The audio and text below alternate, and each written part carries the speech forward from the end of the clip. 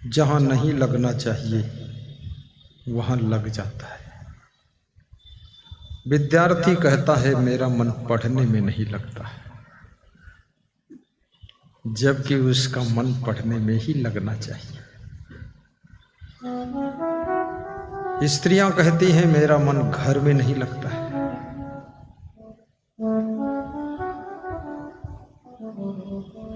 बहू कहती है मेरा मन ससुराल में नहीं लगता है।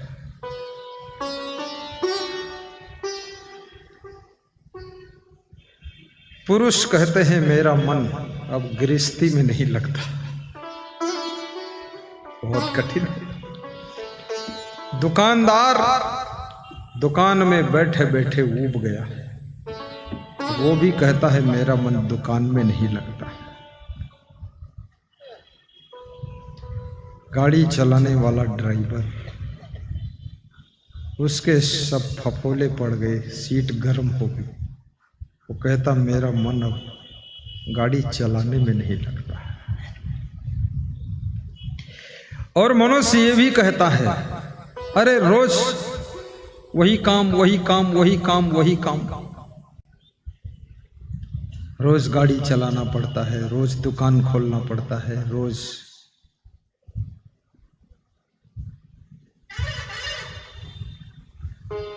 विद्यालय जाना पड़ता है, पढ़ना पड़ता है, पढ़ाना पड़ता है। किसान भी कहता है मेरा मन अब खेती में नहीं लग रहा है, कहाँ तक खेती करूं, 40 साल उम्र बीत गई खेती करते करते, मन नहीं लग रहा है। साधु भी सोचता है रोज वही काम, सुबह उठो, प्रातः वंदना करो, आरती करो, फिर गुरु जी का संदेश सुनो, उसके बाद फिर बस सत्संग में चलो, भोजन बनाओ खाओ, शोभा यात्रा में चलो, रैली निकल रही है उसमें चलो। इस मन को भक्ति में लगा लो, सत्संग में लगा लो, इस मन को सेवा परोपकार में लगाओ, इस मन को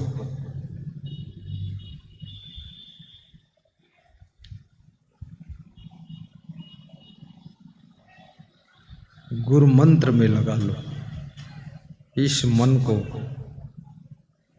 गुरु के ध्यान में लगाओ। ध्यान करने वाला भी कहता है मेरा मन ध्यान में नहीं लगता है, जब ध्यान में बैठता हूं तो मन ध्यान में चला जाता है। बड़ी खतरनाक बात। एक एडवोकेट भी कहता है अब मेरा मन वकालत में तो बिल्कुल लगता ही नहीं, कहां फंस गए हम। उसका मन उसमें नहीं लगता, क्या कारण है? कुछ तो कारण होगा। एक झोली में फूल भरे हैं, एक झोली में कांटे, कोई कारण होगा। कौन कारण है? इसके लिए कबीर साहब ने एक बहुत बड़ी बात कही है कि जैसी लागी ओर की तैसी निभाए छोर। और छोर, एलाडी ओलाडी पेलाडी मेलाडी, गुजराती भाषा में, ओ राजस्थानी में कहते हैं एलाडी। एलाडी मतलब और, ओलाडी मतलब छोर उधर।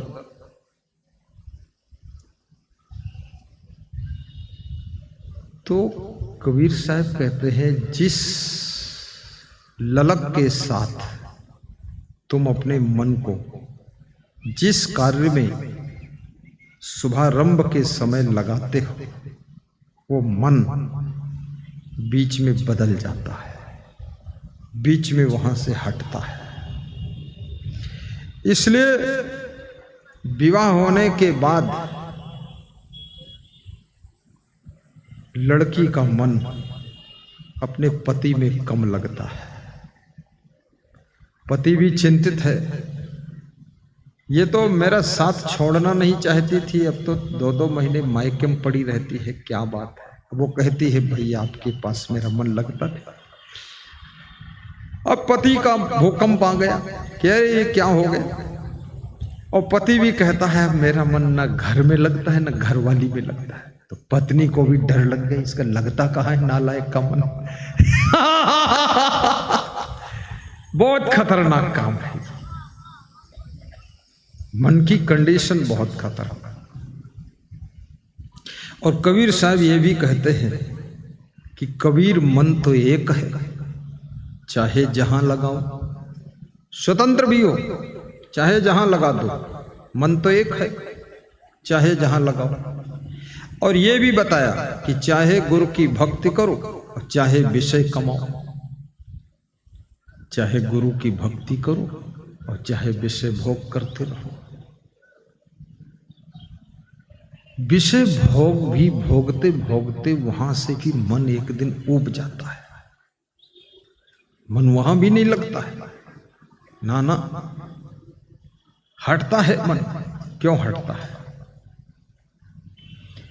क्योंकि जब तक इस मन को सच्चा सुख नहीं मिलता है, ये झूठे सुखों में मन हमेशा लग नहीं सकता है, थोड़ी देर लगता है फिर वहां से हटता है। जब सच्चा सुख मिल जाता है, जिसको आध्यात्मिक सुख कहते हैं, जिसको आत्म सुख कहते हैं, वो सुख जब मिल जाता है तब मनुष्य का मन उसी सुख में डूब जाता है।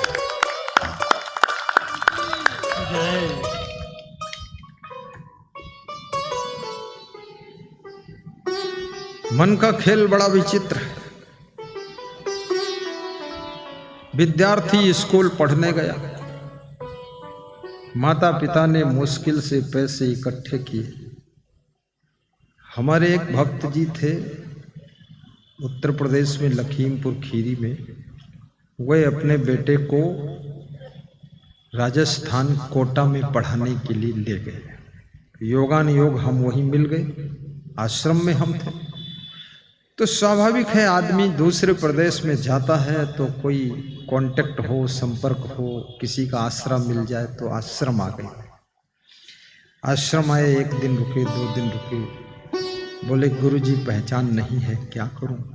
तो मैंने कहा पहचान मैं करा देता हूं। तो मैंने एक भक्त को बुलाया, पहचान हो गई, एडमिशन हो गया। तो मैंने उनके लड़के को देखा, तुमने कहा पहले इससे पूछ लो ठीक से ये कोटा में रहकर पढ़ना चाहता है कि नहीं, क्यों ये 2-2.5 लाख बर्बाद हो जाएंगे। तो उन्होंने पूछा, तो उनका लड़का मुड़ नीचे झुकाकर बोला हूँ पढ़ना चाहते हैं। तो मैंने उनको अलग बुलाकर बताया एक दिन ये भागेगा यहां से। क्योंकि ये जो नाक में बोला है ये भागने वाला है। नाक में वही बोलते जो भागते हैं छोड़ के, नकमिन्ने लोग।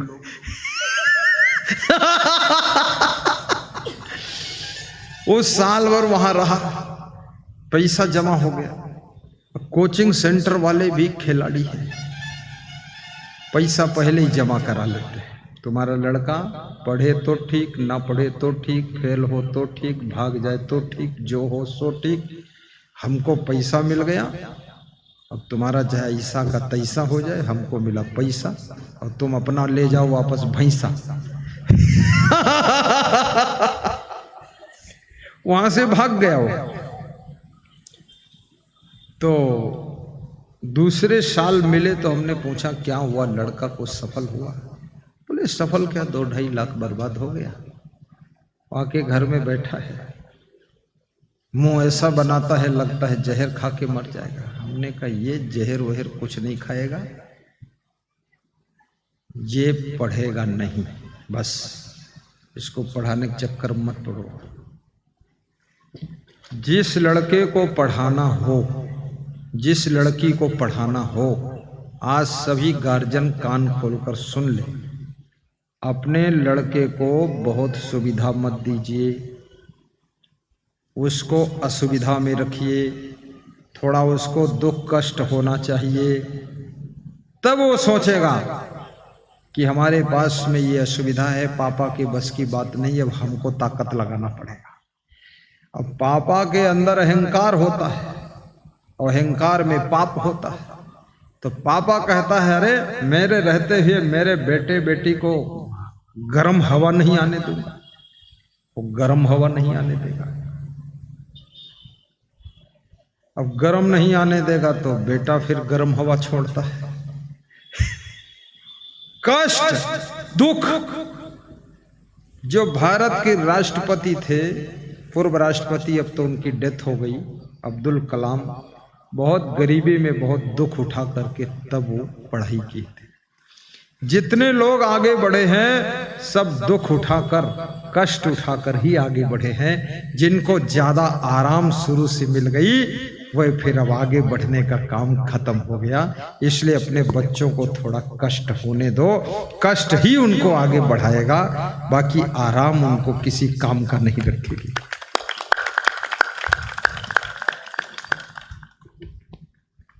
और बच्चे को कभी मत बताइए कि हमारे पास पैसा बहुत है, हमेशा समस्या बताइए कि मेरे पास पैसा नहीं है। हो सकता मुश्किल से पढ़ा पाऊं, नहीं तो नहीं फीस दे पाऊंगा, तू अपनी व्यवस्था खुद कर। फीस टाइम पर दे दीजिए, लेकिन हमेशा माइनस बताइए। आपका बच्चा थोड़ा चिंतित रहना चाहिए। ज्यादा निश्चिंत मन पागलपन करता है, थोड़ा सा चिंता होनी चाहिए। क्योंकि अगर थोड़ी भी चिंता नहीं हुई तो क्या होगा जानते आप? आपका बच्चा बहुत सुख पा करके भोगों की तरफ भागेगा, गड़बड़ करेगा। इसलिए थोड़ा सा कष्ट हो तो अच्छा है, क्योंकि बिना कुछ किए हुए अगर पूरी आराम मिल गई तो कौन कुछ करना चाहता है? कोई कुछ नहीं करना चाहता है। इसलिए हर पति को अहंकार होता है, अपनी पत्नी से बोलता है, अरे तुम चिंता मत करो, तुम्हारे लिए कोई कमी नहीं। तो पत्नी समझ जाती है, अच्छा गधा मिला है, चाहे जितना लोड ला दो खींचेगा खूब। और जो पत्नी अपने पति से कहती है, आप चिंता मत करना, जो कम पड़ेगा तो मैं मायके से ले आऊंगी, तो पति पूरा नालायक निकलेगा। वो समझता वहां से फोकट से मिल जाएगा। पति को समझाइए एक कौड़ी मिलने वाली नहीं है मायके से, और पत्नी को समझाइए मेरे पास बहुत कमी है, मैं बड़े तकलीफ में हूं, बस सब कंट्रोल में चलेंगे। कंट्रोल करना भी सीखो। अब विद्यार्थी का मन यदि पढ़ने में नहीं लग रहा है, और मन ऐसी चीज है बिना लगे रहता भी नहीं, कहीं ना कहीं लगता ही है। अभी जैसे यहाँ पर तुम लोगों का मन सत्संग में लग गया तो बैठे हो यहाँ, लेकिन जिनका सत्संग में मन नहीं लगा है तो क्या वे शांति से घर में बैठे? घर में नहीं बैठे, वे मार्केट घूम रहे, वे मधेपुरा राउंड करने गए, पिकनिक मनाने गए, और वे मोबाइल में न जाने कितनी फिल्में देख रहे हैं, नंग धड़ंग फोटो देख रहे हैं, खुद ही नंगा है, धड़ंगा देख रहा है। वो मन कहीं न कहीं तो लगकर ही रहेगा, मन खाली रहता ही नहीं। और मन इतना तेज है, ये इतना शक्तिशाली है, कंप्यूटर भी इसके सामने फेल है, मोबाइल भी फेल है, फास्ट है। जिस साधु का मन गुरु की सेवा में नहीं लगेगा, वो साधु का मन समझ लो भटकने वाला, उसका मन किसी लड़की में लग जाएगा। जिस साधु का मन गुरु के पास बैठने का नहीं हो रहा है, समझ लेना अब वो छिछोरा हो चुका है। खाली फालतू लंगोटा बांधे, ऊपर से पगड़ बांधे, चाहे रजाई खोपड़ी में बांधे, हाँ नहीं तो गुरु के बिना तो अच्छा ही नहीं लगेगा। जिस स्त्री का मन अपने पति के पास में बैठने का ना हो तो समझ लेना खतरा प्रारंभ होने वाला है। क्यों नहीं मन है पति के पास बैठने के लिए?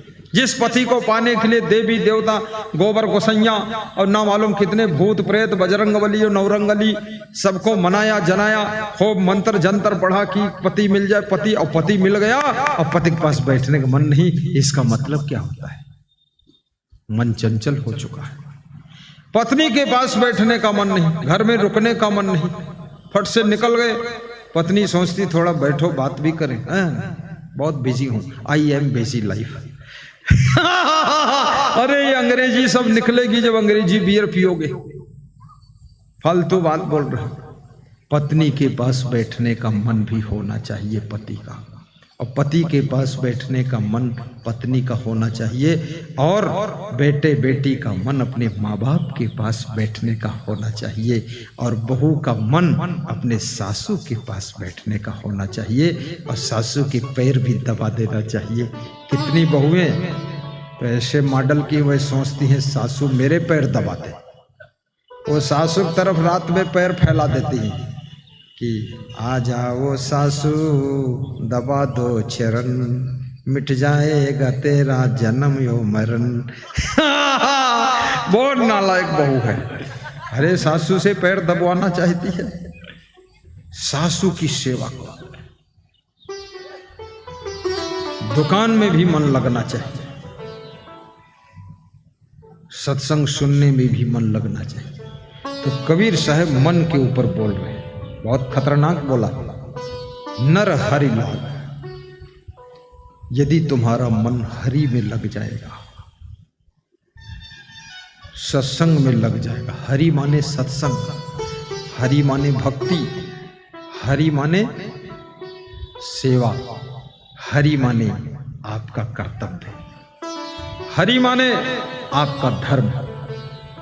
आपका मन आपके कर्तव्य में लग जाए कि मेरा कर्तव्य क्या है, our duty, what is our duty, क्या है मेरा कर्तव्य। कभी सोचा है? बेटा कहता है पिताजी का कर्तव्य ये नहीं है, माँ कहती है अरे बच्चों का कर्तव्य ये नहीं है। अपना अपना कर्तव्य पहले देखो कि मेरा क्या कर्तव्य है। माँ को भी सोचना चाहिए। अखबारों में समाचार निकलता है कि एक माँ 3 बच्चों को छोड़कर दूसरे पुरुष के साथ भाग गई। यही माँ का कर्तव्य है, यही देवी का कर्तव्य है। अरे ये भाग गई, ये भगैली औरत, ये कहाँ भाग गई है। 3 बच्चों का भी प्रेम उसके अंदर नहीं रहा, पति का प्रेम नहीं रहा, सास ससुर का प्रेम नहीं रहा, ससुराल का प्रेम नहीं रहा, अपने माँ बाप भाई बहन का भी प्रेम नहीं रहा। ये सोचिए, ये केवल अपनी इंद्रियों के भोगों में अंधी होकर के किसी पराये पुरुष के साथ में भागी है। इसको 7 जन्म भी सुख मिलने वाला नहीं है। इसने बहुत लोगों को धोखा दिया। फिर आप भाग तो गई, लेकिन ये भी तो सोचो कितनी लड़कियों को भागने की प्रेरणा दे गई तुम, कितनी स्त्रियों को भागने की सीख दे गई तुम ही थोड़े भाग सकती हो। अब तुमको भागती हुई देख करके फिर अखबार में छप रहा है भाग गई वो लड़की, भाग गई वो स्त्री, और भाग गया वो पुरुष, और भाग गया पति। तो अन्य सबको संदेश क्या दे रहे हो, मैसेज क्या दे रहे हो, सिखा क्या रहे हो? गलत ही तो सिखा रहे हो, और गलत सिखा रहे हो। ये समाज जहन्नुम चला जाएगा। ये कहां जाएगा समाज? कितना भ्रष्टाचार फैलेगा। याद रखना, कितना ही आपको अपने मन को रोकना पड़े, लेकिन वह कार्य कभी मत कीजिए जिसको करने से समाज को गलत प्रेरणा मिल जाती है। वो कार्य कभी नहीं करना चाहिए। बोलिए सद्गुरु भगवान की जय। किसी बाप को दारू नहीं पीना चाहिए। आप दारू पीते हैं, भांग खाते हैं, अफीम खाते हैं, बीड़ी सिगरेट पीते हैं, आपके बच्चों को क्या प्रेरणा मिलेगी? क्या सीखेंगे आपसे? क्योंकि आपका हर कार्य प्रेरणादायक होता है। आप जो भी करते हो पड़ोसी सीख रहा है, आजू बाजू के लोग सीख रहे हैं। इसलिए आप सत्संग में बैठकर सो रहे हो तो इससे प्रेरणा क्या मिल रही लोगों को? इससे घटना घटित हो रही है। सत्संग में सो रहे हो तुम। एक तो सत्संग सुनाने वाले का मनोबल कमजोर कर रहे हो, क्योंकि सत्संग सुनाने वाला भी मन में सोचता है सत्संग में कोई दम नहीं है, रस नहीं, इसीलिए तो ये सो रहा है यहां। तो उसका भी सत्यानाश मार दिया तुमने। दूसरे जो लोग श्रोता बैठे हैं उनके मन के अंदर प्रश्न उठ रहा है कि अरे सत्संग में लोग आकर सोते हैं, यहां सुनते कहां हैं, क्या आने से फायदा है। सोने का स्थान भी सही चुनाव करिए, कहाँ खाना चाहिए कि नहीं खाना चाहिए, कहाँ सोना चाहिए कि नहीं सोना चाहिए। नींद ज़्यादा आए तो मुंह धो लेना चाहिए। गाड़ी चला रहे हैं आप, सो जाएंगे तो क्या होगा, गाड़ी टकराएगी, तुम मरोगे, गाड़ी टूटेगी, पीछे बैठे सवारी मर जाएंगी। वहाँ सोना नहीं है, गाड़ी खड़ी करो, मुंह धो लो, पानी पी लो थोड़ा, फिर चलाओ। फिर भी नींद आए तो गाड़ी रोक दो, सीट पर लेट जाओ, 1 घंटे सो लो, सोना कोई पाप नहीं। नित्य दान भी निकालता हूँ, नित्य प्रवचन सुनता हूँ, नित्य ध्यान करता हूँ, नित्य ज्ञान सुनता हूँ और नित्य दान करता हूँ, दान डिब्बे में डालता हूँ और मेरा अब सब कुछ माला माल हो गए। तो हमने कहा अब तुम्हारे पास कार भी आ जाएगी, तुम कार से चलोगे। जिसके पास संस्कार आ गया तो याद रखना कार आने में देर नहीं, और जिसका संस्कार मिट गया तो उसका पूरा संसार मिट जाएगा।